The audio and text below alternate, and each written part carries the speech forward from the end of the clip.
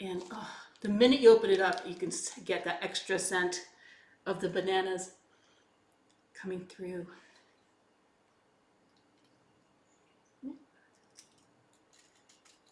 Like I said, it makes this kind of crunchy topping muffin top that by tomorrow will have softened up a little bit more and turned into this like amazing. I can't stress how good the top of these muffins are. So even when we would make it as a loaf pan and slice it, like I would keep the top part of the loaf for the very end because it was just so good. But it is, so I'm kind of gonna do the same here. Um, so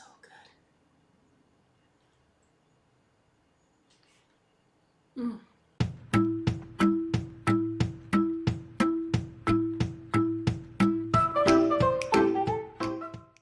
In a pot, I've got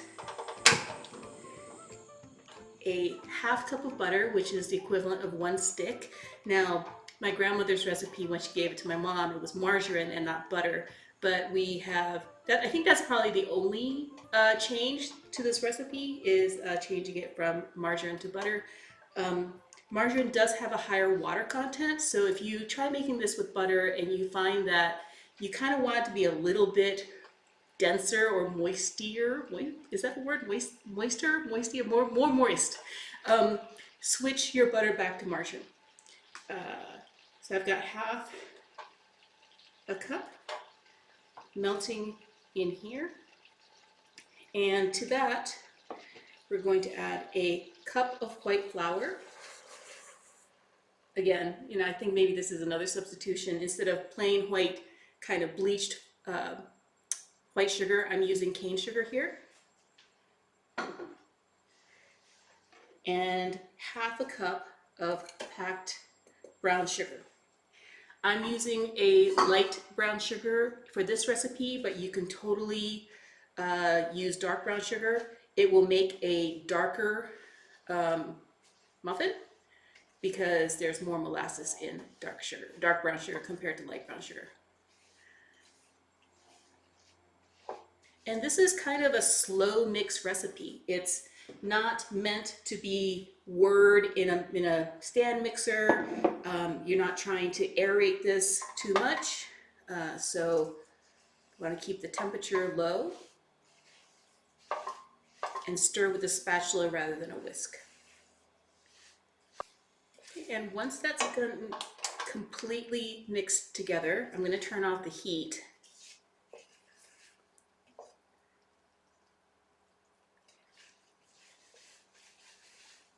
Just kind of cool this a little bit.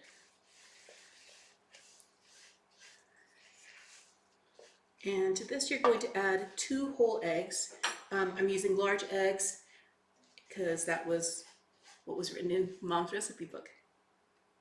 And again, you're not whisking this.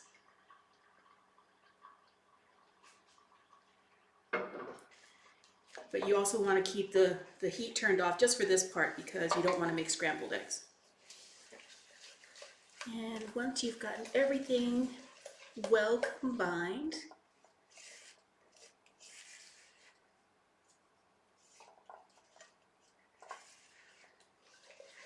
you're going to go ahead and add 1 cup of mashed super brown bananas, which is today ended up being like 2 3/4 of a banana, and then I ate the other third, or the other third. You want it to be like super brown, super sweet bananas. You don't want to use like fresh bananas for this because you want that extra sugar that's coming out of the bananas, and you want the bananas to be kind of soft. And if you use bananas that are super fresh, when you mash them, they don't kind of turn into this luscious goo. So 1 cup of mashed bananas goes into the pot with the butter and sugar and eggs.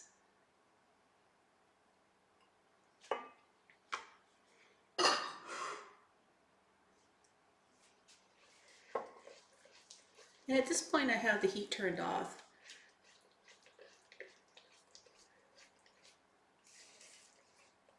But the mixture is still kind of staying warm. If you aren't using a cast iron pot like I am, that retains heat, you may have to turn the heat on from time to time.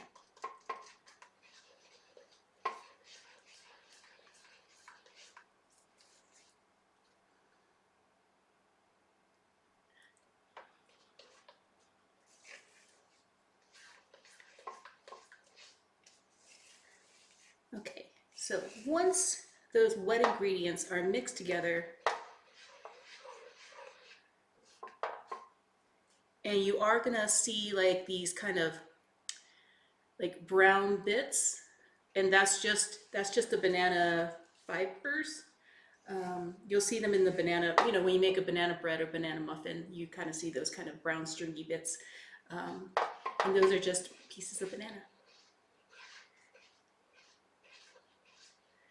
So once you have this all combined, you let that sit for a second, and we're going to do our dry ingredients. Now I've got a cup and a half of just regular all-purpose flour. You don't want to use like a bread flour here. You don't want something that's got a high gluten percentage, because you want this to be more like a cake. You don't want this to be like a drier bread kind of thing. So to this, you're going to add 1 teaspoon of baking powder, baking soda, and 1 teaspoon of baking powder.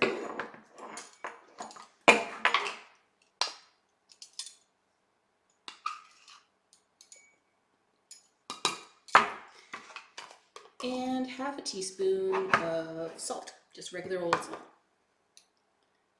Make sure I have the right measurement here, half a teaspoon.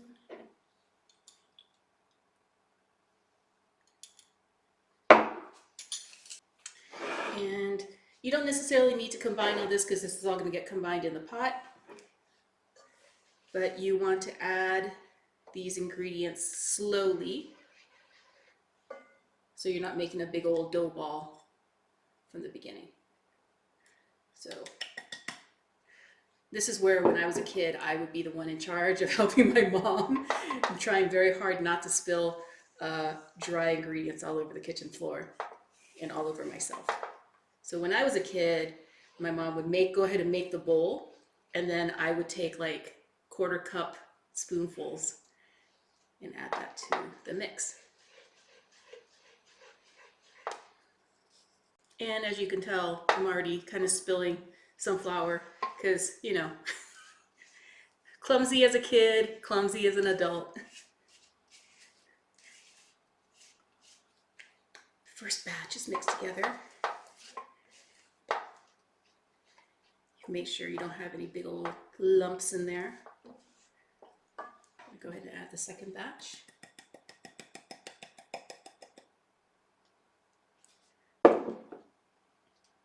I have so many amazing memories of cooking with my mom. She she put me in charge of washing rice when I was like 5 or 6 years old. And then by the time I was probably like 7 or 8, I kind of graduated up to helping her with like baking things like this banana bread, or banana cake as she would call it.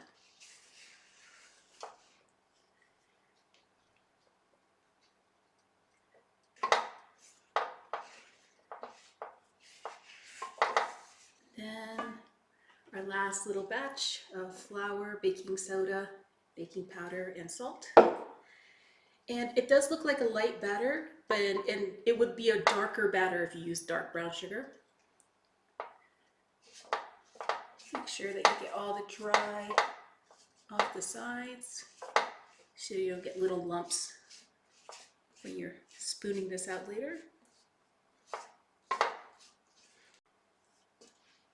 And that's our batter. It's so easy. I'm going to clean up some of the flour that you can't see back here, but I've spilled because, you know, clumsy kid.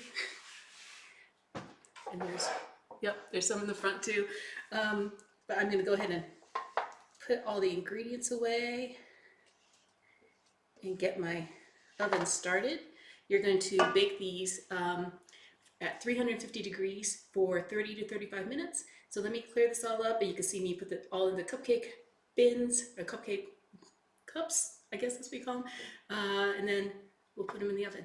So I put everything away. I've got my pot, my cast iron pot, on a trivet because I don't want to melt the countertop. And I've got my cupcakes and cupcake liners. You can, and this is how my mom used to make it and how my grandmother used to make it, is make it in a loaf pan so you can actually make slices. But in my case, I'm actually going to be giving these away as gifts to friends. So cupcakes always seems to be the easier way to transport rather than trying to slice it and then worry about like the outside slice parts getting dry. So I'm gonna take 2 spoons, as always. You could also use a small ice cream scoop for this.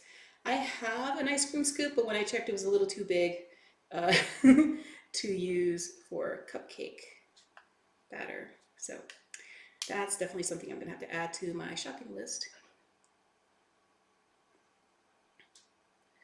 But honestly, the 2-spoon method works just fine and is the method that my mom used to use when she was making cupcakes. And when, she would usually make these as a sliceable loaf, but she would also make these for things like bake sales. So cupcakes, the universal good method for things like bake sales and giving as gifts.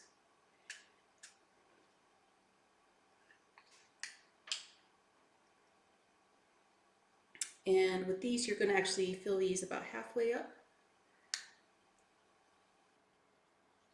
And now that the oven is preheated and ready to go, I'm going to pop these in the oven for 30 to 35 minutes, and we'll see what they look like when they come out. Now, when you make these in a loaf pan, you're not going to have as much left over. There's probably enough in here to make 1 extra muffin, but I don't have a muffin tray that has 13 muffin, like a baker's dozen. So I'm going to probably take this and thin it out a little bit with some milk and turn it into like a little snack pancake, which is also very good.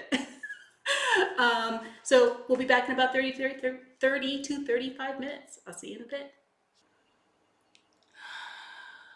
Oh, they smell so good. I wish this is like one of those times when I really wish that there was like smell-o-vision. It's just like something we've been talking about for a couple of generations now. I think, they would have come up with a smell-o-vision by now, but these smell so good. They smell slightly banana-y. They smell really kind of that sweet molassesy scent that comes from brown sugar. So good. I can't wait to give these to my friends. I'm going to go ahead and cut one open. And I actually liked, in hindsight, I realized I actually like overfilling these just a little bit. It makes it a little bit more difficult to get it out of the cupcake tray because it is so sugary. But it makes like the most amazing muffin top because of the butter and the sugar. It really and the brown bananas. It really makes like it's not super sticky right now, but by tomorrow this will have gotten a little bit stickier. It makes like this kind of weird, not weird, but really tasty banana sticky toffee pudding kind of muffin top, which is so delicious. Let's go ahead and open this up. And the minute you open it up, you can get that extra scent of the bananas coming through.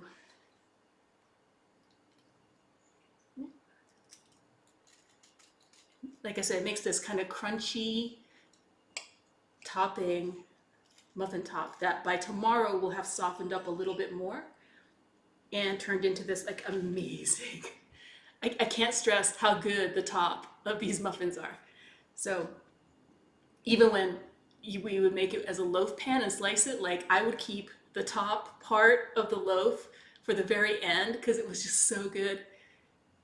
but it is, so I'm kind of gonna do the same here. So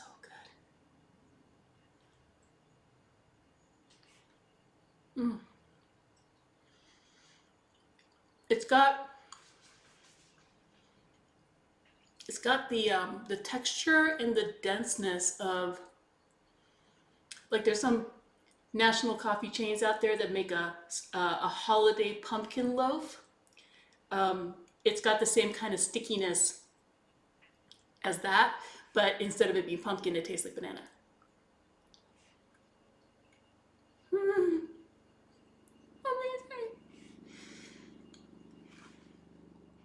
Oh, okay. I'm going to show you a little bit of memory lane for me. Where did it go? Oh, before I do that, that little bit of batter that I got left over, I added like a splash of cashew milk is what I had in the fridge. And I turned them into little banana pancakes. So I can warm those up tomorrow morning and have them. They're not as good as the muffins because they don't have that chewy toffee topping, but it's a good little snack in the morning. So just to show you that you can turn those into kind of like pancakes as well. But here is my little trip down memory lane. And you know how like things from your grandparents or your parents after a bunch of decades has a scent? So it has this like very kind of scent from when I was a kid. This is, I don't know, it's kind of hard to see.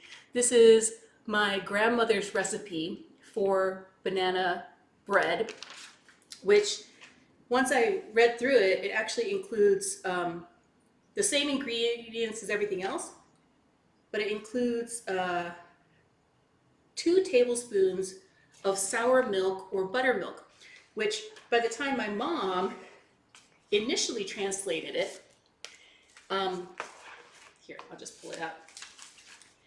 It's got sour milk as an ingredient on the bottom there. I don't know if you could see it. But by the time she wrote it down for me, because this is how like recipes get handed down, right? Her recipe didn't have the sour milk or buttermilk, and I don't know if that's just because buttermilk at the time was kind of hard to get in Japan because it's not really like a regular ingredient there, but tasty without it. I assume that if you add 2 tablespoons of buttermilk or sour milk to it, it's going to make it a little bit more moist. But, I mean, it's plenty moist as it is. This is not a dry muffin by any stretch of the imagination. But, you know, if you want to add 2 tablespoons of buttermilk to that recipe, then you'd get my original grandmother's recipe for banana bread, which is more like a banana cake. I hope you try and make this at home and give to your friends if you don't eat all of them by yourself. These are so very good. They don't last very long. I will see you next time on Nakatomi Test Kitchen. Nakatomi Test Kitchen. I'll see you guys later. Bye!